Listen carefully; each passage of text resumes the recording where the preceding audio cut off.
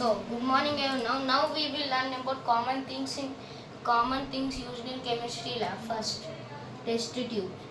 Test tube means a tube which is used to do our experiments in our chemistry lab. Next, test tube holder. To keep test tubes, like after the experiment, we will clean the test tubes and keep in a test tube stand in a sequence. Test tube holder. Test tube holder means, for example, there is a big experiment. We need more than 2 test tubes, but we cannot hold this. So we can use the test tube holder. It is made up of iron. We can keep it in the place. Next, iron stand. While doing the process of like distillation or like diffusion, we use these iron stands to keep all the test tubes and all the equipments in a position. Next, pipette. Pipette is used to measure the exact volume of the liquid to be used in our experiment. Next, dropper. Dropper means while doing the iodine test, we use this dropper and the chemical we will drop on any subject. For example, paneer. Bunsen burner. Bunsen burner is like a lamp which gives the fire for using like any process called evaporation. Abscotch wire gauge. This is used when the Bunsen burner heat is over while doing the evaporation. We use this thing to keep the heat at the particular level to not break the test tube. And for this we should use tripod stand. We should use tripod stand. We cannot do directly Bunsen burner, or we can hold like the round bottom flask or flat bottom flask. So we use these tripod stands to hold it and do the experiment. Round bottom flask, flat bottom flask. These both flasks are used in many experiments or in reactions. Round bottom flask means the down part of the flask is round in shape and flat, Then crucible.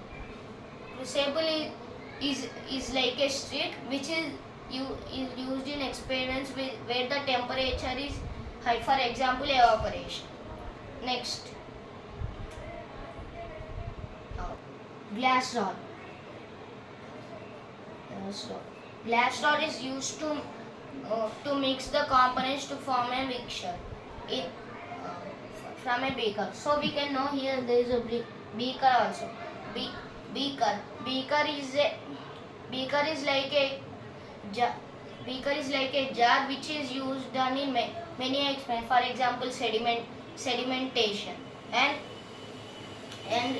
and we should clean the beaker, because while doing multiple experiments, if some chemical particle also there, for example there is water, we are doing like any flammable. If the flammable substance come with high reaction, the flame will be so much high that it can break the beaker. So this is a precaution. Then watch glass.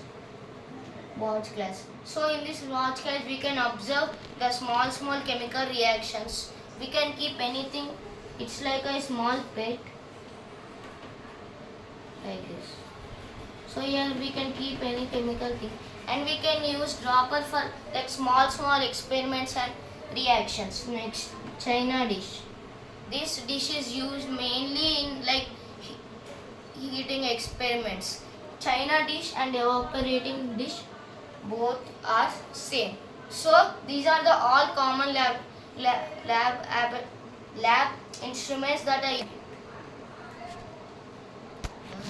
So these are the common things used in chemistry lab. And for the precautions, we should wear a coat and gloves, because the chemicals are so reactable that if it fall on our skin can get many diseases. Thank you. So while going to lab, we should wear coat and gloves, and we should be very precaution of chemicals, because if like suppose you have benzoic acid, if it falls on you, your skin may get tore and the blood may become. And if chemical falls on any lab laboratory and you do with that experiment, don't panic. In chemistry lab, as you know, there is also like a wash basin, not like that, so we can wash there. And if it falls on you, your clothes, don't worry, you can wash there also.